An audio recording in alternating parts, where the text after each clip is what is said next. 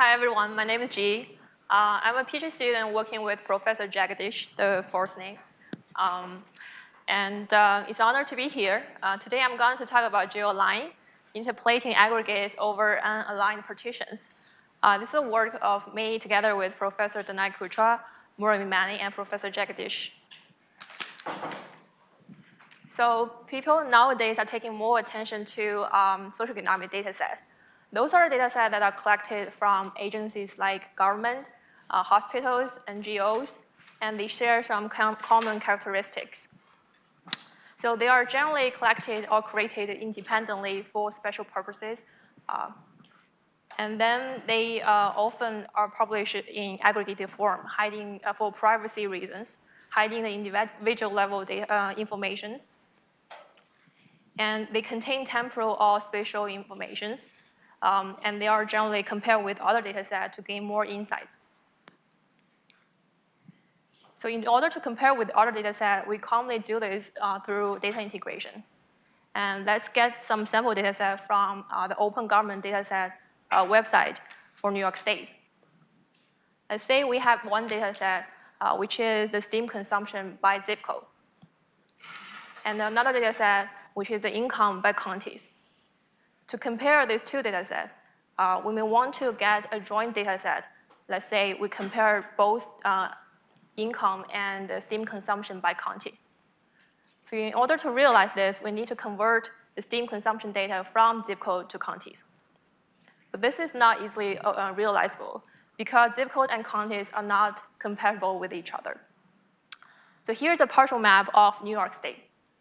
We have zip code map and a county map in the same region. And overlaying these two layers of map, we can see that the borders of units in these two levels are not congruent with each other. I mean, not all the time.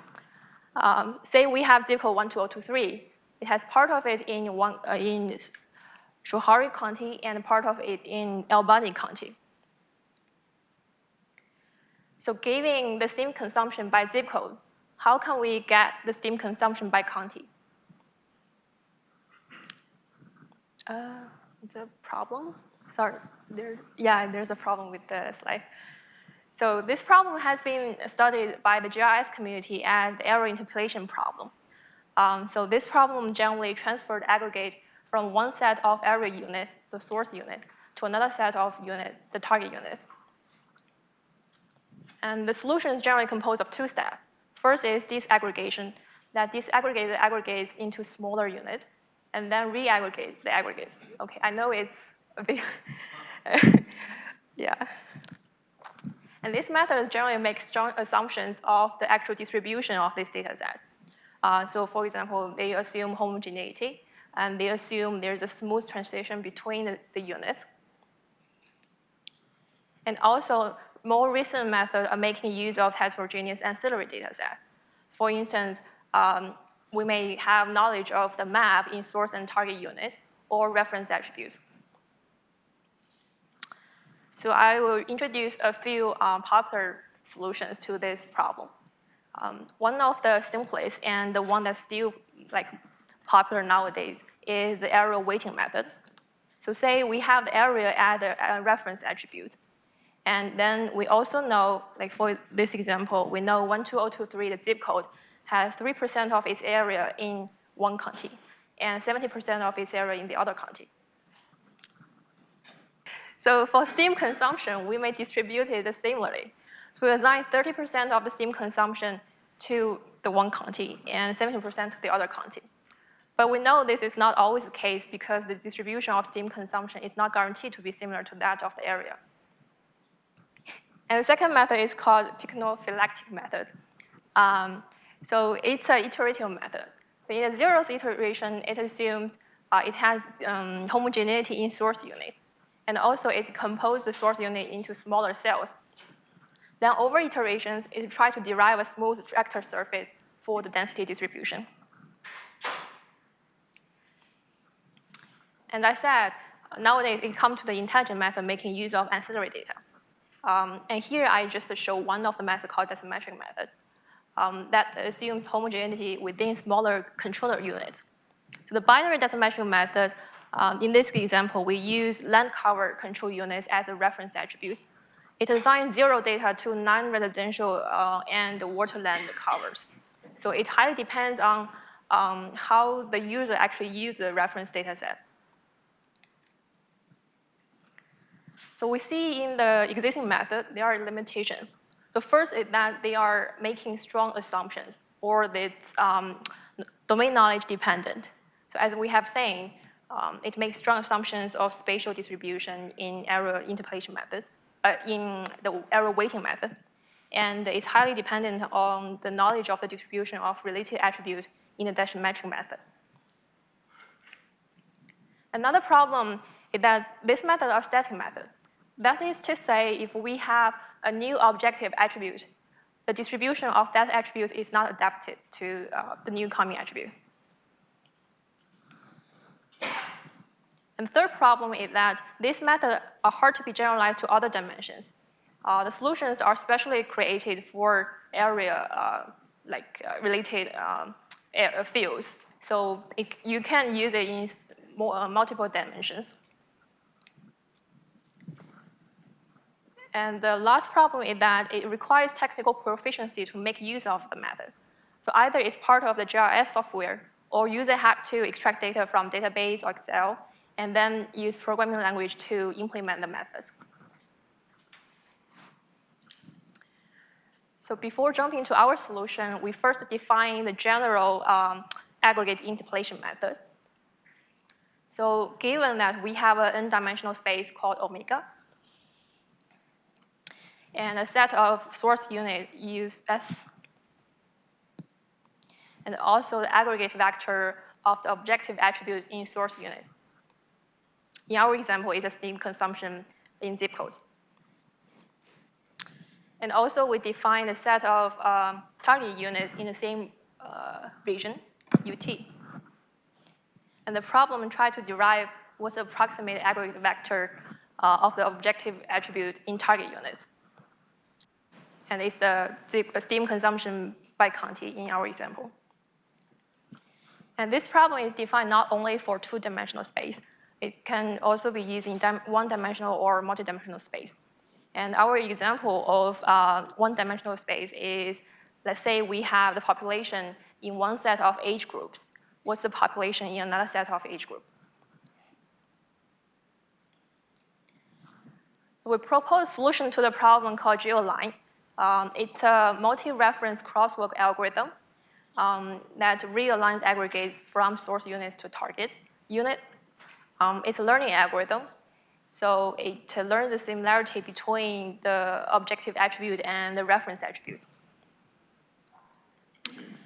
So GeoLine is assumption and domain knowledge independent. It's adaptive to new attributes because it's a learning method. It can be generalized to multi-dimensional space. And it's easy to implement and easy to use.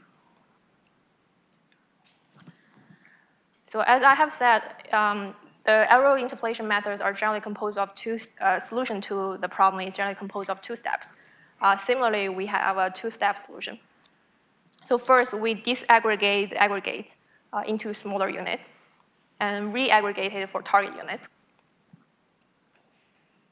And we define 2 terms here. One is the set of intersection units at the intersection of the source units and target units. Another is the dimension matrix, which is the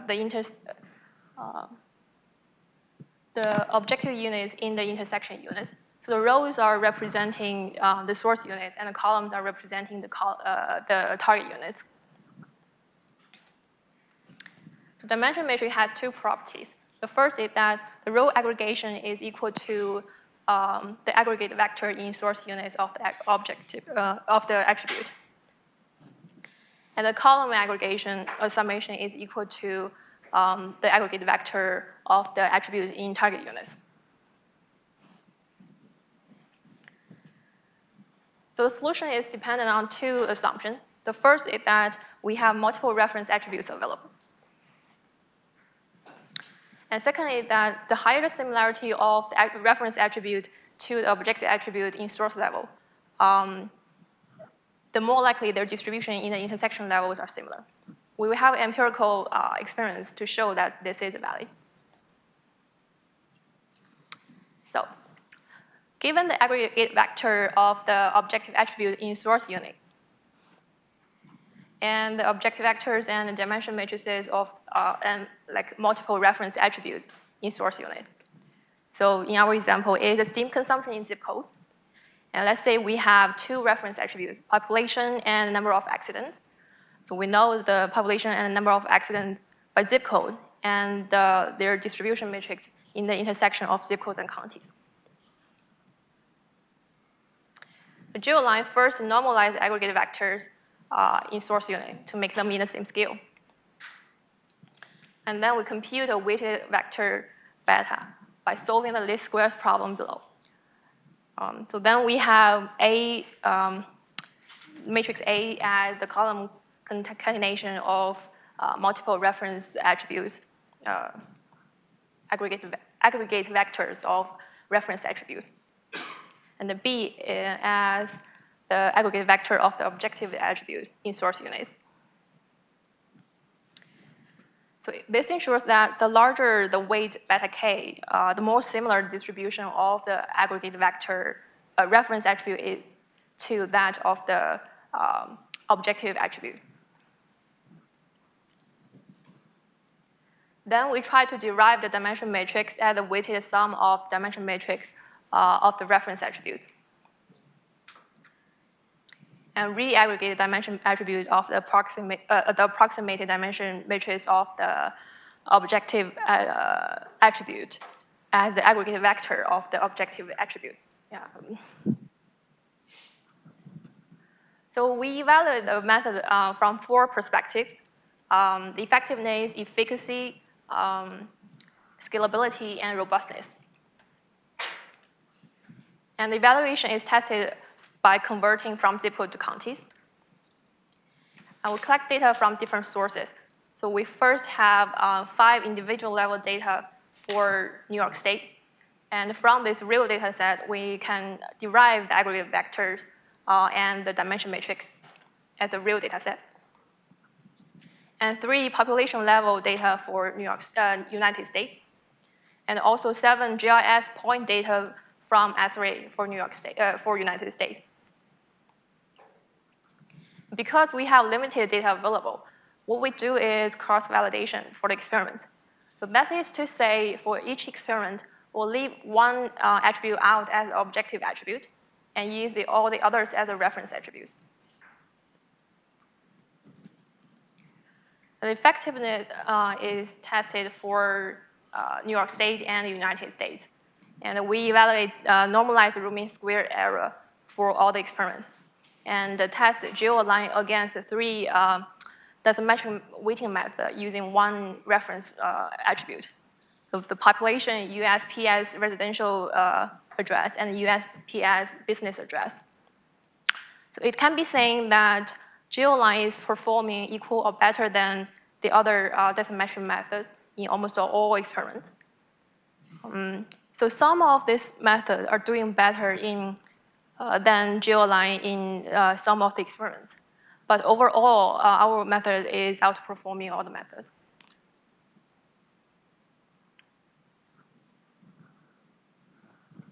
And the second set of experiments is done to check for the efficacy and scalability at the same time.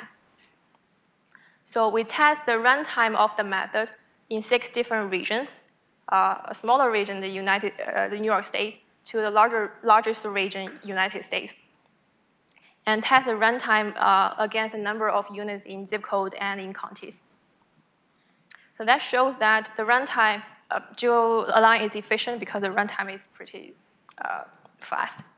And it's linearly scalable against the number of units in source and target units. So most of the time I spend on reading the data.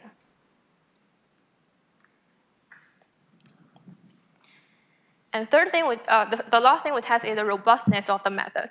This is consider the real application of the method, because in reality, socioeconomic data set, the reference data set we collect are not always accurate. Because many of these data sets are collected from surveys. And survey data is not like accurate individual level data you can get. It's all approximated data. So we try to test the robustness by introducing the term called noise. So we define noise as the deviation from the actual value.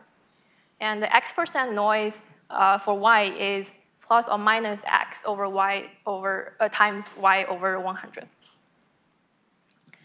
So for the 10 experiments for United States, we introduced 0%, 20%, 40%, up to 60% of noise to all reference attributes. And we compute the root mean square error for perturbed reference attributes over the root mean square error of the original reference attributes. So it can be shown that GeoLine is pretty robust against noise.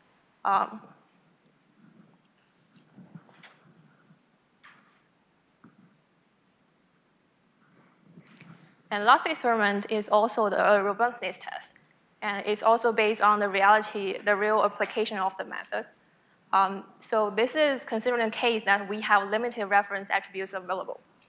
So we tested by leaving one or two least related attributes out, or one or two most related attributes out. So the related attributes, what we mean is the attributes most related to the relation of the attributes to the objective attribute. So by looking at the experiment leaving the least related reference out, you can be saying that they does not matter. It does not matter whether we have it or not, because the method is able to select the reference attribute that's most related to the objective attribute. And by leaving the most related attribute, reference attribute out, the method is able to adjust its selection and make the best choice among the available reference attributes. So that, on the other hand, demonstrates our assumption. Okay. So I just formally defined the aggregated interpolation method for n-dimensional space, and also proposed a multi-dimensional, multi-reference crosswalk method called GeoLine for solving the problem. It is a method that makes no spatial assumptions. It's adaptive to new objective attribute, and it's easy to use, easy to implement, because users don't have to implement themselves. They can just call the method. Yeah, and its performance is much better than the existing method. That's about it.